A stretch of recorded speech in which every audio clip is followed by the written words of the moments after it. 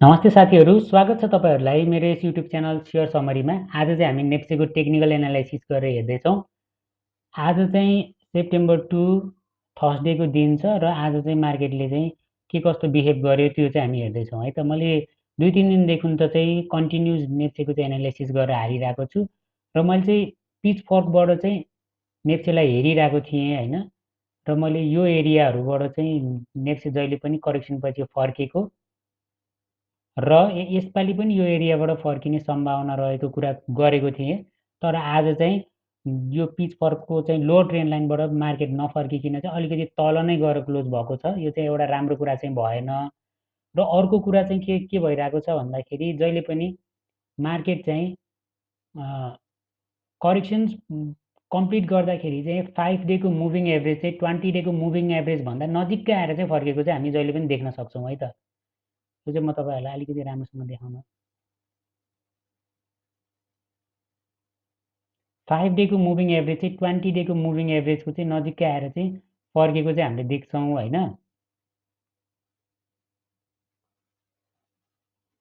Okay, मैले यो अलिकति डार्क गराइदिएँ है त। ओके, यो 5 डेको मुभिङ एभरेज चाहिँ 20 डेको मुभिङ एभरेज भन्दा नजिकै आउँदै करेक्सन कम्प्लिट हुने गर्थ्यो सधैँ। र यसपालि पनि त्यही हुने चाहिँ एउटा चाहिँ आशा चाहिँ थियो। र यसपालि चाहिँ मैले अस्ति भनेको थिएँ जुन चाहिँ हामीलाई चाहिँ नराम्रो कुरा के चाहिँ हुनसक्छ भन्दाखेरि 5 डेको मुभिङ एभरेजले 20 डेको मुभिङ एभरेजलाई माथिबाट तल चाहिँ काट्न चाहिँ भएन है। नजिकै आएर फर्किँदा चाहिँ राम्रै हुन्थ्यो। नजिकै आएपछि फर्किन्छ राम्रो हुन्थ्यो। तर यसले चाहिँ आज चाहिँ माथिबाट तल चाहिँ एउटा डेड क्रसओभर चाहिँ बनाएको छ होइन। डेड क्रसओभर टाइपको चाहिँ अब हुन्छ नि 5 डेको मुभिङ एभरेज चाहिँ 50 डेको मुभिङ एभरेजलाई पनि माथिबाट तल काट्नु भनेको चाहिँ एउटा राम्रो कुरा भएन एउटा बुलिस मार्केटको लागि है। यो चाहिँ भयो आजको चाहिँ पिचफोर्कबाट हेर्दाखेरि। र अर्को कुरा मैले के गरेको थिएँ भन्दाखेरि मार्केट चाहिँ करेक्सन दिँदाखेरि चाहिँ हामीले चाहिँ यो पहिलाको करेक्सन जति छ नि यो पहिलाको करेक्सन चाहिँ हामी यहाँ देख्न सक्छौँ। पहिलाको पालि करेक्सन दिएको थियो यो 8.82% को चाहिँ पहिलाको पालि करेक्सन आएको थियो र यसपालि पनि हामी चाहिँ एक्सपेक्ट चाहिँ 8.82% गर्न सकिन्छ होइन। यो ट्रेन्ड लाइनबाट नफर्के पनि 8.82%सम्म चाहिँ हामी चाहिँ हुन्छ नि त्यतिसम्म चाहिँ हामी चाहिँ सहन सकिन्छ होइन। अलिक धैर्य राख्न सकिन्छ भनेर चाहिँ मैले भनेको थिएँ होइन। र आज चाहिँ 8.82%को करेक्सन चाहिँ हामी चाहिँ यदि हेर्छौँ भने ओके लगभग त्यति चाहिँ यसले पुरा गरिसकेको छ होइन। त्योभन्दा पनि तल 8.82 भन्दा पनि तल यदि 9% है 9% कतिमा पुग्छ भन्दाखेरि हाम्रो चाहिँ 2917 भन्दा पनि तल यदि जान्छ मार्केट भन्यो भने चाहिँ हाम्रो लागि डराउनु पर्ने अवस्था चाहिँ हुन्छ है त। यो माथिबाट विकबाटै लिन्छौँ भने त कम्प्लिट पनि भइसकेको छ। अब अलिअलि डराउनु पर्ने अवस्था त लगभग आइ पनि सकेको छ। माथि यो विकबाटै यदि करेक्सनलाई लिन्छौँ भने अब चाहिँ हामी के गर्न सकिन्छ त यस्तो बेलामा भनेर कुरा पनि गरौँ होइन। अब यस्तो बेलामा चाहिँ के गर्ने भन्दाखेरि इन्ट्री पनि नगर्ने होइन एक्जिट पनि अब चाहिँ नगर्ने। अब अर्को दिनमा पनि अलिकति बन्छ भने चाहिँ एउटा चाहिँ हुन्छ नि एउटा रेड क्यान्डल बन्न सुरु गर्यो र यो क्लोजिङभन्दा पनि तल जान सुरु गर्यो भने चाहिँ हल्का लस छ भने पनि अलिकति होइन पार्सियली लस पनि बुक गर्न सकिन्छ होइन। अलिकति लस भए पनि एक्जिट हुनुपर्ने अवस्था पनि आउनसक्छ। त्यस्तो अवस्थामा चाहिँ होइन सबै नबेचेर अलिकति चाहिँ लसमा बेच्न सकिन्छ है। त्यस्तो बेलामा चाहिँ अझै तलबाट चाहिँ यदि मार्केट माथि जाने कन्फर्मेसन मिल्यो भने चाहिँ फेरि त्यति बेला चाहिँ इन्ट्री गर्न सकिन्छ है त। अहिलेको अवस्थामा चाहिँ यति योभन्दा तल चाहिँ क्लोजिङ जानु भएन होइन। अब अर्को दिनमा चाहिँ यो भनेको हुन्छ नि लास्ट यतिसम्म के हुन्छ नि आजको क्लोजिङ भनेको एउटा लास्ट त थियो 2926 योभन्दा तल चाहिँ जानु भएन अब नेप्सी है। योभन्दा तल गएको चाहिँ अलिकति राम्रो चाहिँ हुँदैन। अब मैले के पनि भनेको थिएँ भन्दाखेरि माथिल्लो जोनमा चाहिँ अलिअलि चाहिँ बाई गर्न चाहिँ सकिन्थ्यो भनेर चाहिँ भनेको थिएँ होइन। सबै किन्न चाहिँ हुँदैन कन्फर्मेसन आएको छैन। तर यो ट्रेन्ड लाइनमा आइसकेपछि अब मार्केट हुन्छ नि एकचोटि चाहिँ फेरि मार्केट माथि जाने हो कि भनेर चाहिँ अलिकति चाहिँ कन्फर्मेसन बिना कन्फर्मेसन आफ्नो एनालाइसिसमा मात्रै नेप्सेको डिसिजन नकोरिकन किन्ने हो भने चाहिँ यहाँ किन्न सकिन्थ्यो भनेर चाहिँ मैले भनेको थिएँ है त। तर नेप्सेको करेक्सन के अरे नेप्सेको चाहिँ एउटा नेप्सेको डिसिजन कुरेर चाहिँ इन्ट्री गर्ने हो भने चाहिँ अझै पनि त्यस्तो चाहिँ डिसिजन चाहिँ दिइसकेको चाहिँ छैन है त। यो चाहिँ हामीले यहाँ इन्ट्री गरेको चाहिँ आफ्नै एनालाइसिसमा चाहिँ इन्ट्री गरेको थियौँ र जुन एनालाइसिस चाहिँ अलिकति मिलेको चाहिँ छैन है त। त्योबाट गर्दाखेरि चाहिँ। अब यो भयो नेप्सीको कुरा होइन। भोल्युमबाट हेरौँ, भोल्युम यदि नेप्सीमा हेर्छौँ भने चाहिँ मैले चाहिँ भोल्युम चाहिँ यो घट्दो मार्केटमा चाहिँ मलाई चाहिँ भोल्युम कमै आएको मनपर्छ होइन। मेरो एउटा चाहिँ एनालाइसिस अनुसार चाहिँ म चाहिँ भोल्युम कम आएको नै रुचाउँछु होइन। कसैलाई चाहिँ भोल्युम धेरै आएको मनपर्छ भने मलाई चाहिँ भोल्युम एकदमै कम आएको मनपर्छ होइन। जसरी चाहिँ 19 अरबको भोल्युमबाट पहिलाको पालिको करेक्सनमा 19 अरबबाट भोल्युम घट्दै घट्दै गएर 4 अर्बमा पुगेको थियो। त्यसपछि चाहिँ मार्केट फेरि अर्को हामीले 21 अर्बको चाहिँ भोल्युम देखेको थियौँ होइन। त्यही भएर पनि एउटा चाहिँ यसलाई पनि हामी यो भोल्युमबाट पनि हामी हेर्छौँ भने यो भोल्युम कति थियो त पहिलाको पालि? 19 अर्बबाट 4 अर्बमा आउँदाखेरि भोल्युमले 77% को चाहिँ नि डाउनफल देखाएको थियो। 77% चाहिँ भोल्युम घटेको थियो भने यसपालि करेक्सन एन्ड हुने ठाउँमा आइसक्दा पनि भोल्युम बल्ल 57% मात्रै घटेको छ क्या। भोल्युम घटेको छैन, भोल्युम आइरहेको छ। भोल्युम आइरह्यो भने के हुन्छ, सप्लाई चाहिँ आइरहेको छ भनेर हामी बुझ्नु पर्यो। सप्लाई आइरहेको भनेर कसरी कन्फर्म लिनु भन्दा क्यान्डल हेर्दा नि थाहा हुन्छ कि ओपनिङभन्दा क्लोजिङ एकदमै तल हुन्छ क्या। ओपनिङभन्दा क्लोजिङ धेरै तल भएपछि सप्लाई पनि त्यही अनुसारको आएको छ भनेर बुझ्न सकिन्छ र त्यही अनुसारले भोल्युमले पनि यहाँ चाहिँ एकदमै आइरहेको छ क्या। अब हामीले भोल्युम चाहिँ ओभरअल 77%सम्मको भोल्युम तल गए पनि यतिसम्म क्या हुँदैन। 4 अर्बसम्म भोल्युम आए पनि हामी चाहिँ डराउनु पर्दैन है। 4 अर्ब भोल्युम आउँछ र यदि यहीँ बस्छ, साइडवेज जान्छ भने चाहिँ अझै हाम्रो लागि राम्रो हुन्थ्यो भोल्युम आउनुभन्दा। भोल्युम चाहिँ घट्दो मार्केटमा यसरी चाहिँ प्राइस घटिरहेको बेलामा पनि भोल्युम आइरहेछ भनेपछि चाहिँ सप्लाई चाहिँ एकदमै हाई भइरहेछ है, सप्लाई दिइरहेछ भनेर बुझ्न सकिन्छ। आज पनि सप्लाई आयो। अब आज पनि सप्लाई चाहिँ आएको छ है त। यो क्यान्डल हेर्दा पनि आज सप्लाई देखियो, जुन चाहिँ राम्रो कुरा भएन है त। भोल्युमले पनि अब अलिकति चाहिँ हामी हेर्दाखेरि पहिला चाहिँ 19 अर्बको भोल्युम चाहिँ 4 अर्बमा पुगेको थियो भने अहिले 21 अर्बको भोल्युम पनि त 4 अर्बमा पुग्न सक्छ नि त होइन, पुग्नु पर्यो नि त होइन। तर पुगेन क्या, अलिकति यो आफ्नो सपोर्टको एरियामा पुग्यो प्राइस, यति चाँडो खसेर यो हुन्छ नि 7-8 दिनमै यहाँसम्म पुग्यो। यहाँदेखि यहाँसम्म चाहिँ पहिलाको करेक्सन कम्प्लिट हुनलाई चाहिँ करिब 20 दिन जति लागेको थियो भने अहिले 7-8 दिनमै करेक्सन यहाँ पुगिसकेको छ क्या। र भोल्युमले पनि के भनिरहेछ, भोल्युम पनि बढिरहेछ क्या। प्राइस घट्दै गर्दाखेरि भोल्युम मजाले बढेको छ। यो चाहिँ राम्रो कुरा भएन है त। आज भोल्युम अलिकति कम आउँथ्यो भने मार्केट अलिकति स्टेबल हुन खोजेको हो कि भन्न सकिन्थ्यो होइन। रेड क्यान्डल बन्दाखेरि चाहिँ भोल्युम चाहिँ कमै आएको राम्रो चाहिँ हुन्छ है, यदि यो करेक्सनको एरियामा छ भने। त्यो चाहिँ मैले चाहिँ यो नेप्सेमा हेरेर चाहिँ त्यो चाहिँ गरेको छु है त। पहिला पनि अब करेक्सन कम्प्लिट हुँदाखेरि त भोल्युम त घट्दै घट्दै गर्दै जान्छ नि त। पहिला पनि करेक्सन कम्प्लिट हुँदै जाँदाखेरि भोल्युम घटेर एउटा ठाउँमा पुग्छ, अनि अर्को एउटा ग्रिन क्यान्डल बनेर अनि भोल्युम सुस्तरी बढ्दै गएपछि प्राइस पनि त्यही अनुसार बढ्दै जान्छ। तर यसपालि चाहिँ भोल्युम त्यति सोचे जसरी घटेको चाहिँ छैन है। सप्लाई चाहिँ आएकै छ। अनि यसपालिको चाहिँ मार्केटको करेक्सनमा चाहिँ सप्लाई चाहिँ अलिकति सोच्नुपर्ने कुरा चाहिँ सप्लाई भएको छ है त। अब हामी हेरौँ फाइनेन्स। फाइनेन्स चाहिँ मैले हिजो बेच्न सकिन्छ, एउटा प्रफिट बुक गर्न सकिने सेक्टर भनेको फाइनेन्स हो भनेर भनेको थिएँ हिजोको भिडियोमा। 1.6 लेभलमा हिजो सस्टेन भएको थियो, तर चाहिँ नेप्सीको त्यो सप्लाई देखेर र यसमा चाहिँ नि यदि चाहिँ यो सेक्टर चलेन भने अरू सेक्टर चल्यो भने पनि हामीले त्यो क्यापिटललाई युटिलाइज गर्न सकिन्छ भनेर चाहिँ मैले यसमा चाहिँ प्रफिट गर्न नै राम्रो हुन्छ भनेर भनेको थिएँ। कसले गर्नुभयो प्रफिट बुकिङ होइन। अब प्रफिट बुकिङ गरेकोलाई ठिकै नै छ होइन, आज अलिकति घटेको पनि छ। मैले चाहिँ आज चाहिँ प्रफिट बुकिङ गर्नलाई नै भनेको थिएँ। अब यो माथिल्लो एरियामा चाहिँ मार्केट माथि हुँदाखेरि चाहिँ प्रफिट बुकिङ गर्न सकिन्थ्यो है त फाइनेन्समा। अब फाइनेन्स चाहिँ एउटा च्यानलमा पनि चलिरहेको थियो होइन, ट्रेन लाइनमा पनि चलिरहेको थियो फाइनेन्स। र आज चाहिँ त्यो ट्रेन लाइनबाट बाहिर निस्किसकेको छ। हिजो यो आउनु बित्तिकै मैले चाहिँ प्रफिट बुकिङ भनेको थिएँ। अब कसले गर्नुभयो प्रफिट बुकिङ होइन, यो माथिल्लो रिजन यो ट्रेन लाइनलाई सपोर्ट बनाएर यो माथिको एरियामा बेचेको भए चाहिँ आज राम्रो नै प्राइसमा बेच्न सकिन्थ्यो आज पनि होइन। र पछि फेरि फाइनेन्सै चल्यो भने फेरि फाइनेन्समै किन्न सकिन्छ भनेर पनि भनेको थिएँ है त।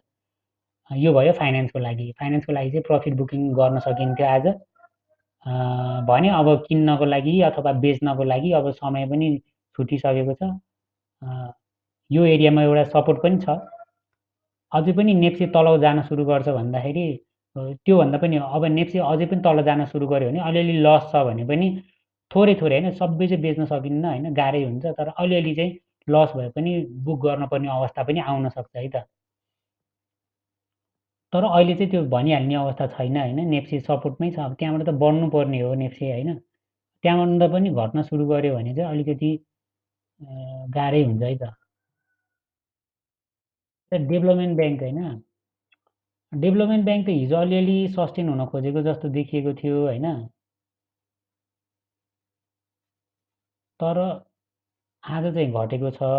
5 दिनको मुभिङ एभरेजभन्दा तल गएको छ। अब यसले पनि करेक्सन दिने हो कि जस्तो चाहिँ हुन त यसको करेक्सन लगभग 1.6 लेभलबाट अलिकति यहाँसम्म अझै पनि एक दिन घट्ने हो कि जस्तो चाहिँ देखाउँछ होइन यसले। डेभलपमेन्टले पनि यो पहिलाको हाईमा टेस्ट गर्न आयो कि जस्तो चाहिँ देखिन्छ। चुस्सो घटेर होइन, अलिकति घटेर अनि फेरि बढ्न सक्छ डेभलपमेन्ट ब्याङ्क है त। अलिक इन्ट्री गरिहाल्ने अवस्था छैन भने सेलिङ पनि गरिहाल्ने अवस्था चाहिँ छैन है त। सेलिङ गर्ने अवस्था पनि छैन, इन्ट्री गर्ने अवस्था पनि छैन। आज भोल्युम हेर्छौँ भने भोल्युम पनि अलिकति सप्लाई पनि छ यसमा। त्यसले गर्दाखेरि हिजोको बराबरकै सप्लाई आउँदाखेरि पनि हिजोको भन्दा धेरै आज प्राइस घट्न पुग्यो, किनकि आज अलिक बढी पेनिक भयो है त। मान्छेहरूले आज चाहिँ बढ्छ कि भन्ने एक्सपेक्ट गरेको थिए भने आज चाहिँ बढेन। त्यो कारणले पनि हिजोको जति नै सप्लाईमा आज प्राइस धेरै घटेको छ डेभलपमेन्ट ब्याङ्क पनि। यसमा पनि इन्ट्री गर्ने अवस्था छैन भने यो तल ट्रेन लाइनमा हिट, यो तलको अल टाइम हाई जुन छ हाम्रो 5700 5792को एरियामा आएर मार्केट माथि जान खोज्यो भने चाहिँ डेभलपमेन्टमा इन्ट्री गर्न सकिन्छ। अहिले बेचिहाल्ने अवस्थामा पनि छैन है त डेभलपमेन्ट ब्याङ्क। यो सपोर्टबाट फुस्किएपछि चाहिँ बेच्न सकिन्थ्यो हल्का, जुन हाम्रो यो सपोर्ट थियो नि यसलाई मानेर चाहिँ अलिकति यो एरियामा चाहिँ हल्का बेच्न सकिन्थ्यो होइन, यदि डेभलपमेन्ट ब्याङ्क बढी होल्डिङ थियो भने चाहिँ। तर अब चाहिँ छुटिसकेको छ यो लोवर ट्रेन्ड लाइनमा, यो लोवर लाइनसम्म चाहिँ 2900 के अरे 5292 चाहिँ आएर माथि जाला जस्तो चाहिँ देखिन्छ डेभलपमेन्ट ब्याङ्क पनि हल्का घट्ने जस्तो देखिन्छ है त। इन्ट्री पनि यसमा छैन, एक्जिट पनि यसमा छैन है त। अब अर्को के छ त आजको अरू सेक्टरहरूमा चाहिँ आजको हाइड्रो पावर, फाइनेन्स अनि डेभलपमेन्ट ब्याङ्क चाहिँ आज बढी घटेको सेक्टरमा परेको छ है। हाइड्रो पावर हेरौँ, हाइड्रो पावर चाहिँ ओके हाइड्रो पावर हेरौँ है त, लोडिङ भइरहेको के ओके। मैले हाइड्रो पावर त हिजै भनेको पनि थिएँ होइन, यो लेभलमा यो टेस्ट गर्न आएको हो भनेर। र 20 डेको मुभिङ एभरेजको सपोर्ट पनि त्यही छ, त्यहाँसम्म चाहिँ केही पनि नगर्नु हाइड्रो पावरलाई भने हिजो भनेको थिएँ। अब भोलिको दिनमा चाहिँ हाइड्रो पावर चाहिँ बढ्न सक्छ होइन, यो चाहिँ बेच्नुपर्ने अब चाहिँ छैन होइन। भोलिको दिनमा हाइड्रो पावरले चाहिँ आफ्नो एरिया चाहिँ टच गरिसक्यो, यदि भोलि बढ्दैन भने चाहिँ यो बेच्नुपर्छ है। फेरि अलिकति तल जान सुरु गऱ्यो भने चाहिँ हाइड्रो पावरमा चाहिँ नि अलिकति हुन्छ नि पार्सियल्ली चाहिँ सेल गर्नुपर्छ है।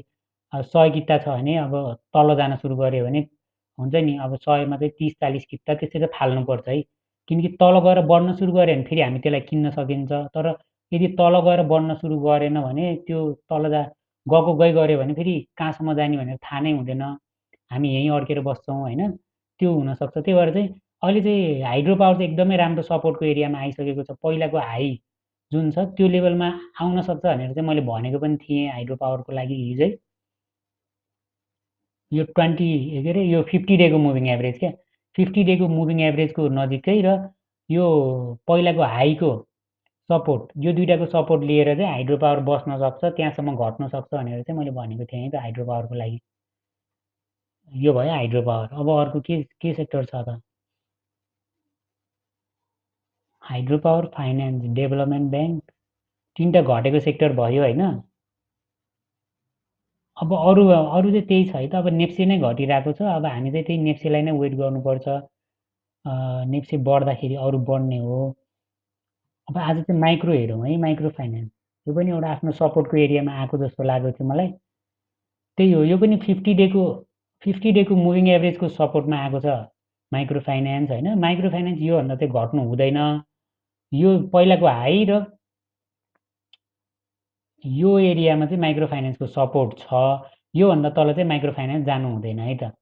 योभन्दा तल गयो भने चाहिँ अलिकति रिस्की छ माइक्रो फाइनेन्स, धेरै नै तल खस्न सक्छ है योभन्दा तल गयो भने चाहिँ।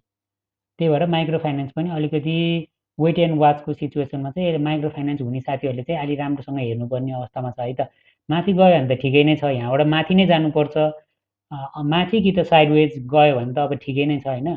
तर यो तल जान सुरु गऱ्यो भने चाहिँ माइक्रो फाइनेन्स चाहिँ अलिक डेन्जरै छ है त। यो भयो माइक्रो फाइनेन्स। अब अरू सेक्टर भनेको त्यही नै हो होइन। धेरै जस्तो सेक्टरहरू अब धेरै नै घटिसकेको छ।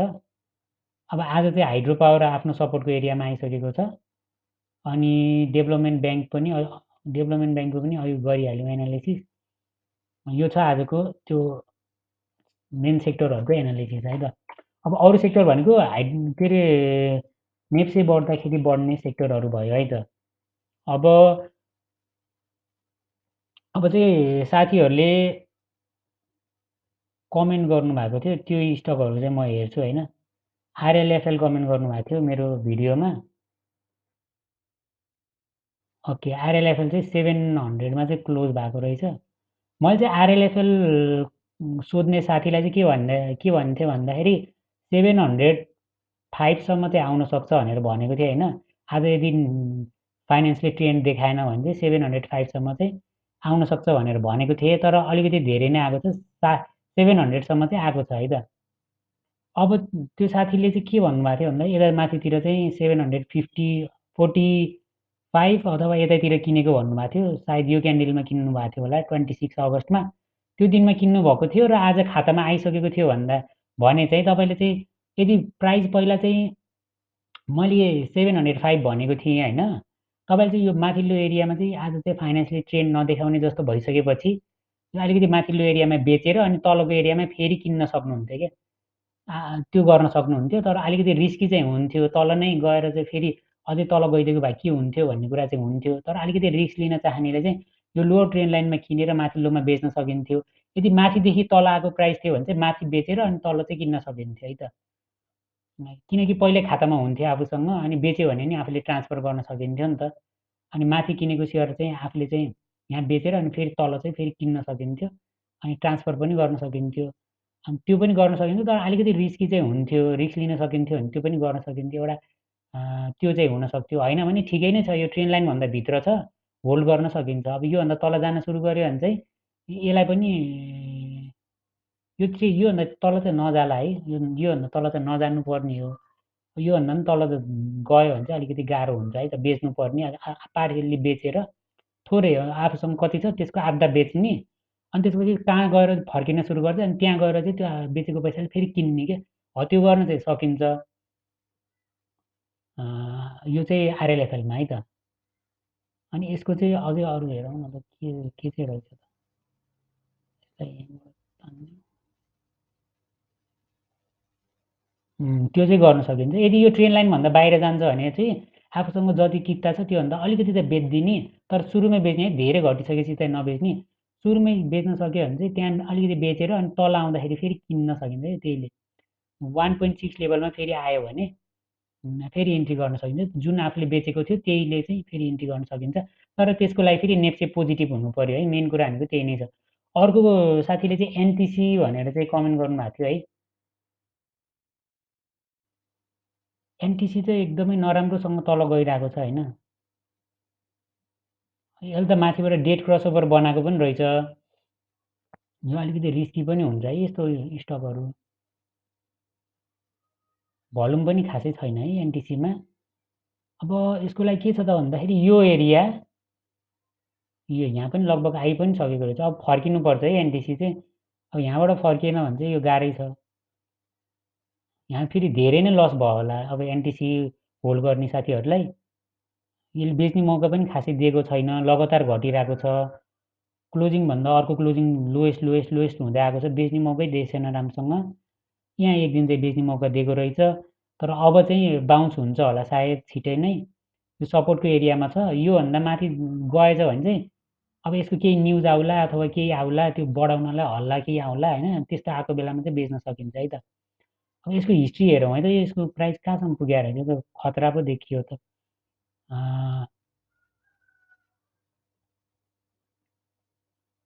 एनटिसीको हेरौँ, हेर्दैछु है मैले।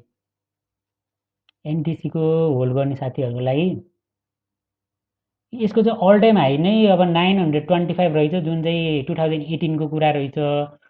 अनि यसले चाहिँ सायद यसको त प्राइस काहीँ पनि एडजस्ट भएको छैन। यसले बोनस सेयर दिएकै छैन सायद होइन, यसले क्यास डिभिडेन्ड चाहिँ दिन्छ होइन। त्यो भएको कारणले गर्दाखेरि यसको प्राइस एडजस्ट भएको छैन। त्यसले गर्दाखेरि पनि अब यो सपोर्टको एरिया यहाँ छ होइन।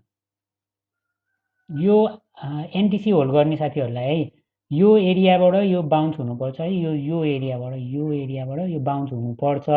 यदि यहाँभन्दा नि तल आउँछ भने यो बेचिदिँदा हुन्छ है। अनि बेचेर अनि त्यसपछि यो पहिलाको हाई नै यहाँ रहेछ यसको, जुन चाहिँ हाम्रो 918 होइन त्यतातिर रहेछ। अब योभन्दा त अभियसली योपालि माथि नै हुन्छ होइन, तर एकचोटि चाहिँ तल आउन सक्छ क्या यो। योभन्दा पनि तल गयो भने चाहिँ, ट्रेन्ड आएन भने चाहिँ। भोल्युमबाट हेर्छौँ भने भोल्युम एकदमै घटिरहेको अवस्थामा छ। यस्तो छ होइन, भोल्युम चाहिँ भोल्युमै छैन क्या। अब यो बढ्नको लागि एउटा भोल्युम पनि चाहियो, यस्तो छ भोल्युम, भोल्युमै आएको छैन यसमा। अब यसको केही न्युज आउला होइन, यसले केही राम्रो रिपोर्ट निकाल्ला केही होला त्यस्तो होइन। कोही अब हुन्छ नि, अब त्यो बढ्नको लागि यसको लागि त्यही हो क्या, अब त्यस्तो केही न्युज चाहिएको मात्रै हो, नत्र आफै चाहिँ यो बढ्न गाह्रो छ। अब यसलाई कि एउटा राम्रो रिपोर्ट कि एउटा चाहिँ कोही मान्छेले केही यसको बारेमा बोल्यो हल्ला चलायो, त्यस्तै भयो भने चाहिँ बढ्न सक्छ। अनि त्यसरी बढेको बेलामा चाहिँ अनि चाहिँ बेच्नुपर्छ क्या, त्यस्तो भयो भने चाहिँ। किनकि यसले क्यास डिभिडेन्ड चाहिँ दिन्छ, अब डिभिडेन्ड आउनको सिजन छ। यसमा भोल्युमहरू पनि खासै छैन कि पछिल्लो एरियाहरूमा। अनि त्यसले गर्दाखेरि पनि अलिकति बढ्छ भन्दाखेरि चाहिँ अलिकति कन्फ्युजनै छ है त। यो एनटिसी होल्ड गर्ने साथीहरूको लागि भयो है त। यसले त अलिकति प्याटर्न पनि खासै राम्रो दिएको छैन होइन, यस्तै तल गएको छ।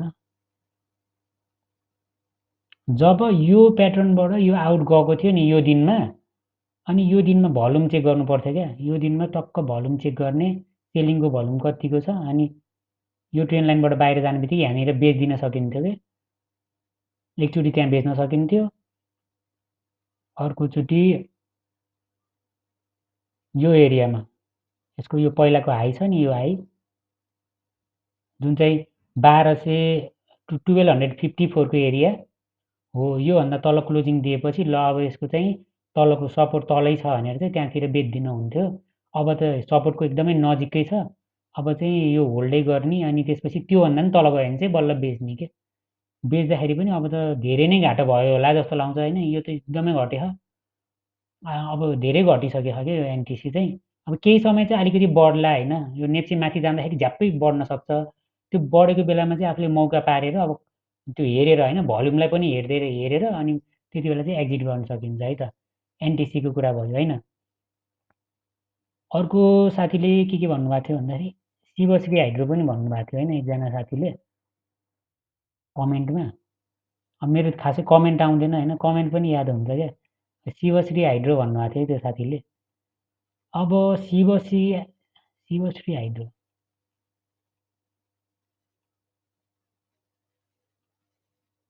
यो विकलाई चाहिँ नलिउँ होइन, माथिबाट सेलिङ आएको रहेछ। यो प्रि ओपनको क्यान्डल भएर चाहिँ मैले यो क्यान्डललाई चाहिँ लिइनँ है, यो अर्को क्यान्डलबाट राखिदिएँ।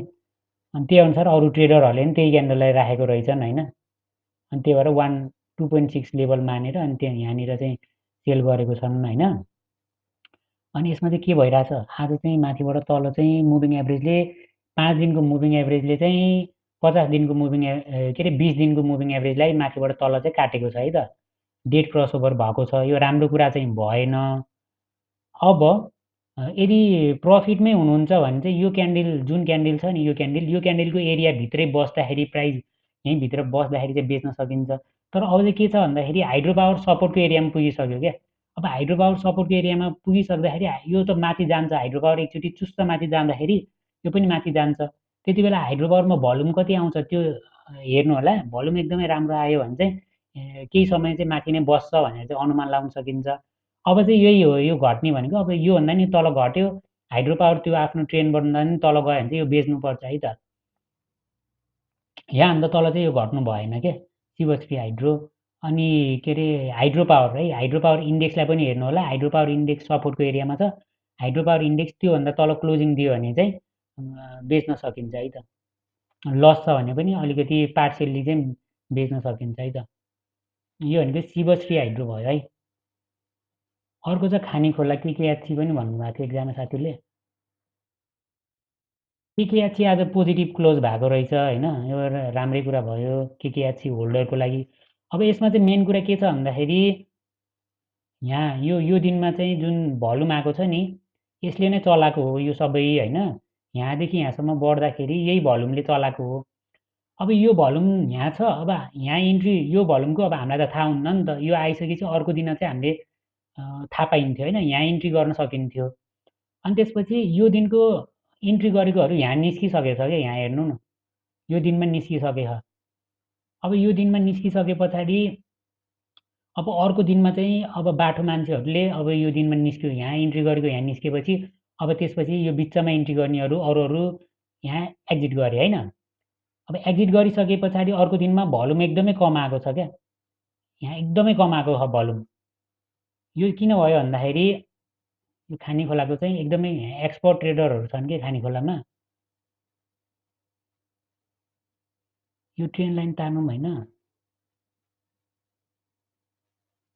ओके, यहाँ के छ भन्दाखेरि यो दिनमा चाहिँ भोल्युम आएन नि। भोल्युम नआउनुको कारण के थियो भन्दाखेरि यसले चाहिँ आफ्नो ट्रेन लाइनमा हिट गरेको थियो। यहाँ आइसकेपछि जहिले पनि यो लेभलमा आइसकेपछि प्राइस जहिले पनि माथि जाने गरेको थियो होइन। यो लेभलमा आइसकेपछि प्राइस माथि जान्छ भनेर यो दिनमा बेचेनन् धेरैले। त्यही भएर यहाँ उसै आएको छैन, भोल्युमै आएको छैन क्या। अनि यो दिनमा नबेचिसके पछाडि अर्को दिनमा त प्राइस तल आइदियो होइन, तल आइदिइसकेपछि अर्को दिनमा प्यानिक भएर बेचे। अब अर्को दिनमा बेचिसकेपछि सेलरहरूले यो ट्रेन लाइनलाई चाहिँ नि टार्गेट बनाएर होइन, योभन्दा तल आइसकेको थियो, यो ट्रेन लाइनलाई टार्गेट बनाएर यहाँनिर चाहिँ बायरहरू पसे यो एरियामा। अब बाहिर पसिसकेपछि यो लेभलमा चाहिँ सेलरहरू हुन्थे, यहाँनिर चाहिँ बेच्न सकिन्थे है। खानीखोला होल्ड गर्ने साथीहरूले यहाँ यो लेभलमा बेच्न सकिन्थ्यो। अझै पनि यहाँबाट खानीखोला यो ट्रेन लाइनमा हिट हुनसक्छ, त्यहाँ पुग्यो भने चाहिँ बेच्न सकिन्छ। तर यदि नेप्सेले नै हाइड्रो पावरै चल्यो, हाइड्रो पावरमै ट्रेन्ड आयो, हाइड्रो पावरमै भोल्युम आयो भने चाहिँ योभन्दा पनि माथि जान सक्छ है। यो पहिलाको ट्रेन्ड हुन्छ नि, यो ट्रेन्ड पहिलाको ट्रेन्ड यसलाई चाहिँ हामीले मान्न सकिन्छ, यो यतातिर जान सक्छ। तर हाइड्रो पावरमा ट्रेन्ड आएन भने पनि चाहिँ बेचेर निस्किहाल्नुपर्छ खानीखोलाबाट है।